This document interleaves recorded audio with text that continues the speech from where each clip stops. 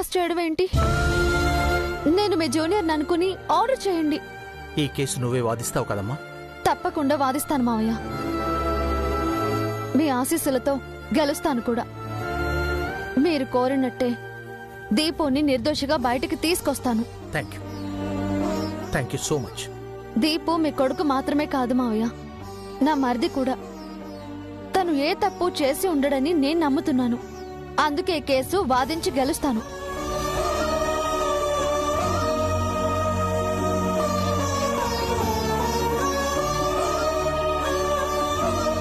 కాకపోతే నాదొక రిక్వెస్ట్.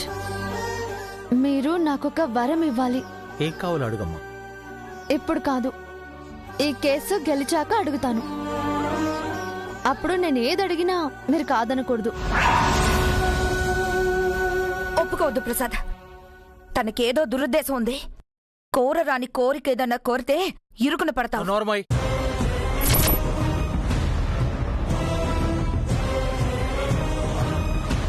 అడుగమ్మా, నువ్వేం అడిగినా కాదన్నా. ప్రస్తుతానికైతే దీపుకి పెళ్లి సంబంధాలు చూద్దాం. తర్వాత వరం అడుగుతాను. అలాగేనమ్మా, వాడికి వెంటనే సంబంధాలు చూద్దాం. It's a promise.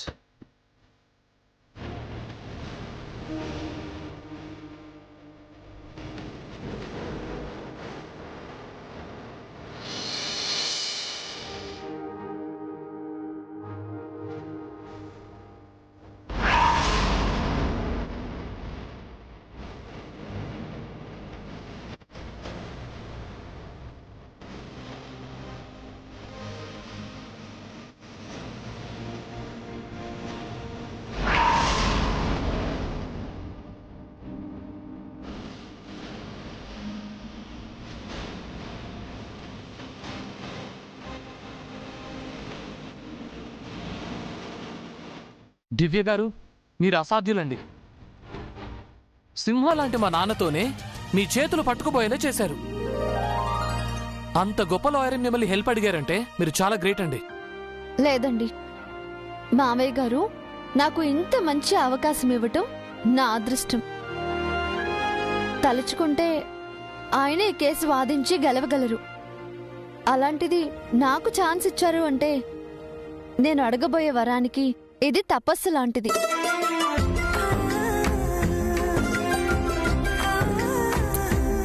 ఆయన ఆశీస్సులు నీకు ఎప్పుడు ఉంటాయమ్మా. మీ ఆశీస్సులు కూడా నాకు కావాలత్తయ్య. చల్లగా ఉంటా. నా విషెస్ కూడా తీసుకోండి. Wish you good luck. Thank you.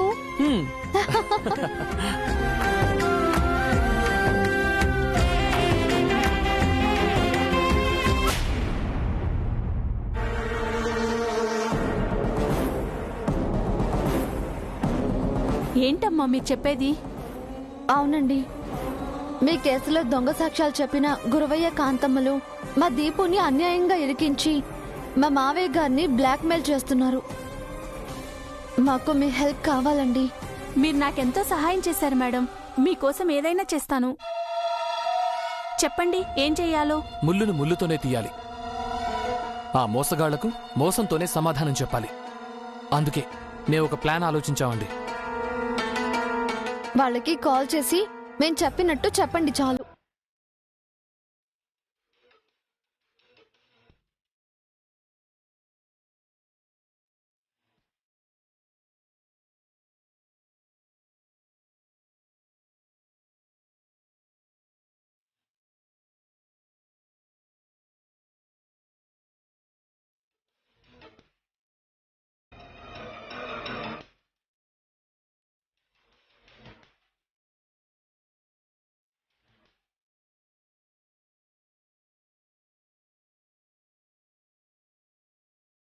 ఇలా చెప్పండి చాలు. ఫోన్ చేయండి. Okay madam.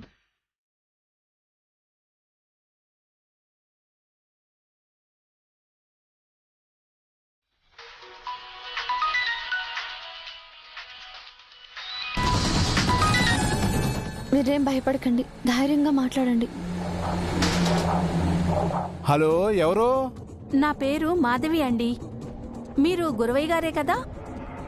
అవును. నమస్కారం గురవయ్య గారు. నాకు మీ సహాయం కావాలండి. మీరెవరో నాకు తెలియంది, నేనేం సాయం చేస్తానమ్మా. మీరు నాకు బాగా తెలుసండి. కోర్టులో దొంగ సాక్ష్యాలు చెప్తుంటారు కదా. మీరు నా కోసం ఒక సాక్ష్యం చెప్పాలండి. మీరు లాయరా? లేదండి, మా లాయర్ గారి తరపున మాట్లాడుతున్నాను. మరి దొంగ సాక్ష్యం చెప్పాలంటే ఖర్చు అవుతుంది మరి. అయ్యో, మీరు అడిగినంత ఇస్తాను. మీరు మా ఇంటికి వచ్చారనుకోండి, కేసు గురించి మొత్తం వివరాలు చెప్తాను. అవునా? సరే, మీ ఇల్లు ఎక్కడమ్మా?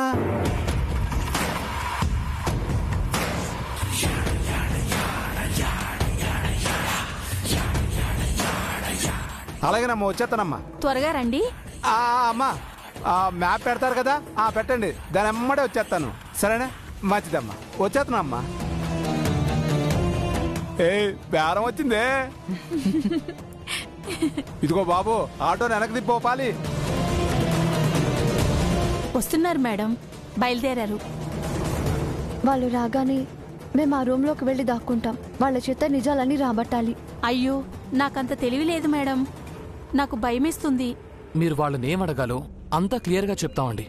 మీరు తడబడకుండా ఆ ప్రశ్నలు వాళ్ళని అడిగితే చాలు. అలాగే సార్. వాళ్ళతో ఏం మాట్లాడతారంటే,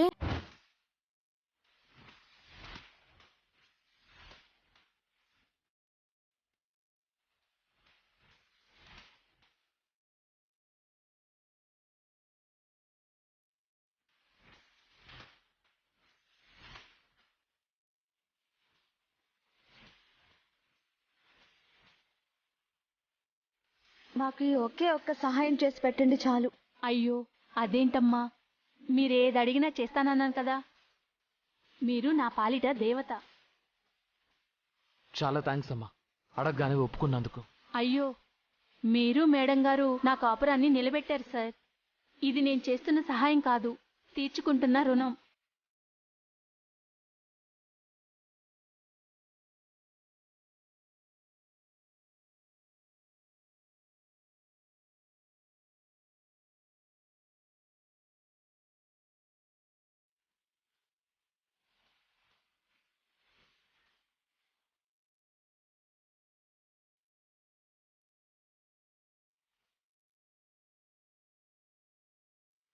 అదిగో ఆ డోరే అనుకుంటాను. పదండి.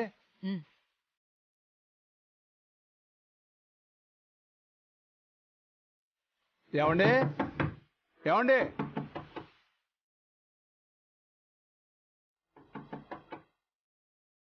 ఏమండి, మాధవి గారు. వాళ్ళు వచ్చారు. మేము వెళ్ళి ఆ రూమ్లో దాక్కుంటాం. కేర్ఫుల్. Okay madam. జాగ్రత్తమ్మా. Okay sir. పదండి.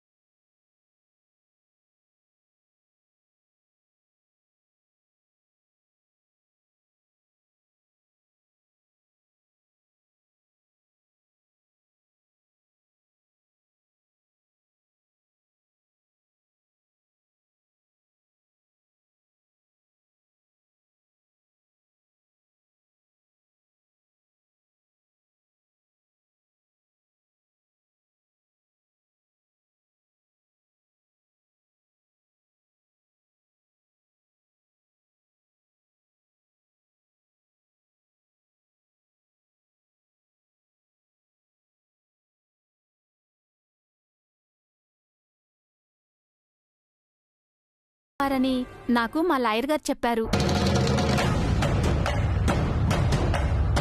అనుకున్నాను మనం ఆయనకి ఎదురు తిరిగామన్న కోపంతో ఆయన మన గురించి ఊరంతా చాటింపు వేస్తున్నట్టున్నాడు.